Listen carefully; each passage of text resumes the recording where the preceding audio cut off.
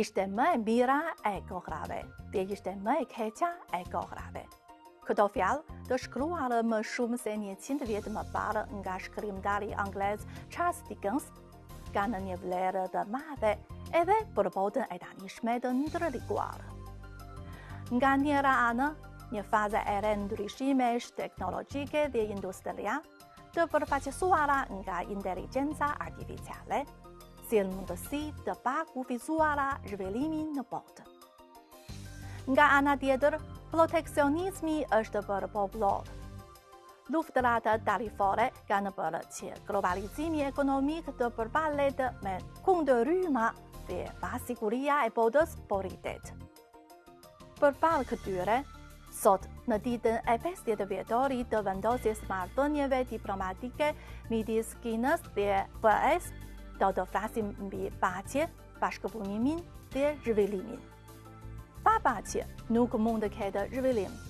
Tani në disa vende ende ka luftë, ndërsa Kina këmbëngull për të qenë një forcë të qëndrueshme për paqe dhe qëndrueshmërinë, duke bërë përpjekje aktive për rivendosje e paqes. Prandaj, shumë pajtime të shekullit u realizuan në Pekin. Kina shpreson që të përpiqet për paqe me partnerët që kanë mendime të ngjashme me të. Pa bashkëpunim, zhvillimi nuk mund të vazhdojë. Gjatë 50 vjetëve, bashkëpunimi mes Kinës dhe BE-s është shembulli më i mirë. Tani, vëllimi tregtar dyparësh është rritur nga 2.4 miliardë në 780 miliardë dollar. Vëllimi i investimeve nga pothuajse zero ka arritur gati 260 miliardë dollar. Ndërkohë, numri i përgjithshme i trenave të marrave Kinë-Evropë ka tejkaluar 100.000, duke u bërë një kanali i artë që lidh Azinë dhe Evropë.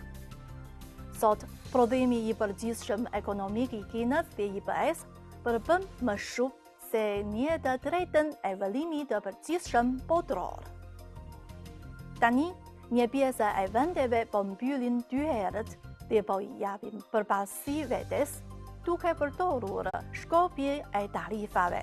Në fakt, ky veprim nuk mund të mbrojë veten, por do të dëmtojë interesat e përbashkëta të komunitetit ndërkombëtar dhe do të ndikojë mbi rendin ndërkombëtar të bazuar në rregulla. Si dy forca të mëdha në botë, përballë sfidave, çfarë duhet të bëjnë Kina dhe Evropa?